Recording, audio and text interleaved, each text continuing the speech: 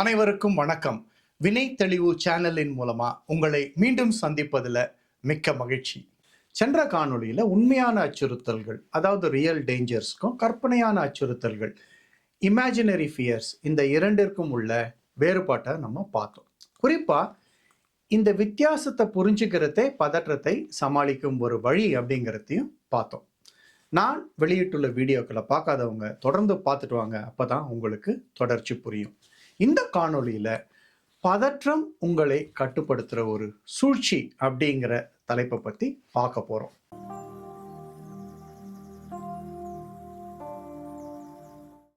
பதற்றத்தை ஏன் சூழ்ச்சின்னு சொல்றோம்?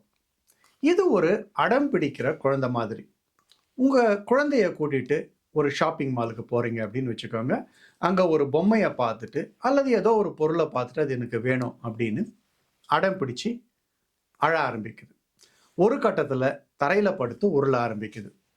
நீங்களும் என்னவெல்லாம் சொல்ல முடியுமோ சொல்லி அதை சமாதானப்படுத்த முயற்சிக்கிறீங்க, ஆனால் முடியல. ஒரு கட்டத்தில் என்ன செய்யறதுன்னு தெரியாமல் அந்த பொம்மையை வாங்கி கொடுக்குறீங்க. அந்த பொருளை வாங்கி கொடுத்த உடனே குழந்தை தன்னுடைய அழுகையை நிறுத்தி அமைதியாகுது. இன்னொரு நாள் அதே மாதிரி வேற கடைக்கு கூட்டிட்டு போறீங்க. அங்க ஒரு பொருளை பார்த்துட்டு அடம் பிடிச்சு தரையில புரண்டு அழுது அந்த பொருள் எனக்கு வேணும் அப்படின்னு அடம் பிடிக்குது. இப்ப நீங்க முடியாதுன்னு சொல்றீங்க. அழுகையும் ரொம்ப அதிகமாகுது. பதற்றமும் இந்த அழற குழந்தை மாதிரி தான். அது கேட்கறத கொடுத்தா கொஞ்ச நேரம் அமைதியாகும், ஆனா அடுத்த முறை உங்ககிட்ட இருந்து புதிய செயல்களை எதிர்பார்க்கும். பதற்றம் நம்மளை என்ன செய்யணும்னு எதிர்பார்க்குது? இந்த கேள்வி ரொம்ப முக்கியமானது. நீங்க இப்ப என்ன செஞ்சுட்டு இருக்கீங்களோ அதை அப்படியே நிறுத்தி வச்சுட்டு அது சொல்றத செய்யும்படி நம்மளை வற்புறுத்தும். இதை ஒரு உதாரணம் மூலமா பார்ப்போம். உங்களுக்கு சமூக பதற்றம், அதாவது சோஷியல் ஆங்ஸைட்டி இருக்கு அப்படின்னு வச்சுக்கோங்க. சமூக பதற்றம் உள்ளவங்க வெளியே போகவே தயங்குவாங்க. அது ஒரு பார்ட்டியா இருக்கலாம், அல்லது ஃப்ரெண்ட்ஸ் கூட வெளியே போறதா இருக்கலாம். இந்த மாதிரி சமூக சூழ்நிலைகளை பொதுவா தவிர்ப்பாங்க. வேணாம், இன்னைக்கு வேணாம், நாளைக்கு போய் பார்த்துக்கலாம் அப்படின்னு நம்ம கிட்ட சொல்லி நம்முடைய பதற்றம் தடைகளை ஏற்படுத்தும். நம்மளும் சரி அது சொல்றத கேட்டுட்டு தள்ளி போட்டுருவோம். சரி, வேற ஒரு எக்ஸாம்பிளை பார்ப்போம். நமக்கு தோல்ல அல்லது வயிற்றுல ஒரு சின்ன வலி தொடர்ந்து 2 நாளா இருக்கு அப்படின்னு வச்சுக்குவோம். இதை பத்தி உங்க ஃப்ரெண்ட்ஸ் கிட்ட கேட்குறீங்க, அல்லது இது என்ன அப்படின்னு கூகுளில் தேடி பார்க்குறீங்க. நமக்கு சாதகமான பதில் கிடைச்சதுன்னா இது 1 இல்லை 2 3 நாளில் சரியா போயிடும் அப்படின்னு பதில் வந்ததுன்னா நம்முடைய பதற்றம் குறைஞ்சு மனசு அமைதியாயிடுது. ஆனா நம்ம எதிர்பார்க்குற மாதிரி ஒரு பதில் வரலன்னா இந்த பதற்றம் குறையவே குறையாது.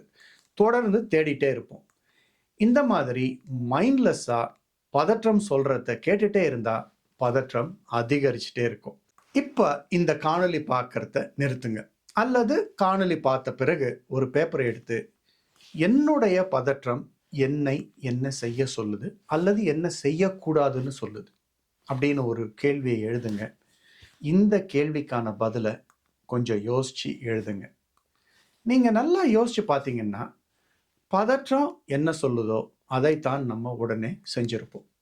குழந்தை அழும்போது அது கேட்ட பொருளை உடனே வாங்கி கொடுக்காம கொஞ்ச நேரம் அழுது ஓஞ்சி அமைதியாகட்டும் அப்படின்னு நம்ம விட்டுட்டோம்னா அந்த குழந்தை அழுது பார்த்துட்டு வேற வழி இல்லாம தனது கவனத்தை வேற எங்கேயாவது செலுத்த ஆரம்பிச்சிடும்.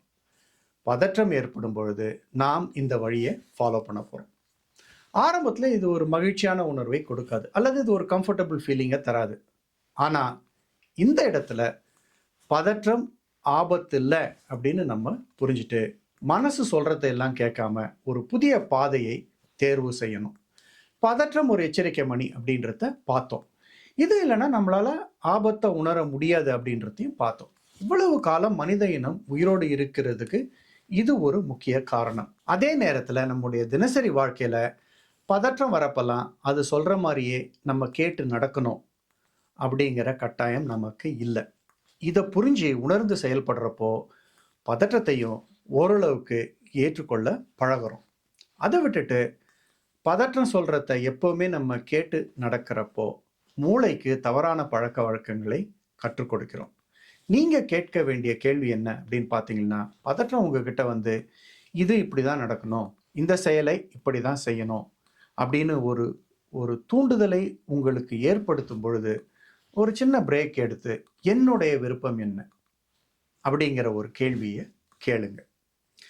உதாரணத்துக்கு நண்பர்களோட வெளியில போய் நேரத்தை சந்தோஷமா செலவழிக்கலாம் அப்படின்றது உங்களுடைய உண்மையான விருப்பமா இருக்கலாம். இதை செய்ய முயற்சி செய்யுங்க.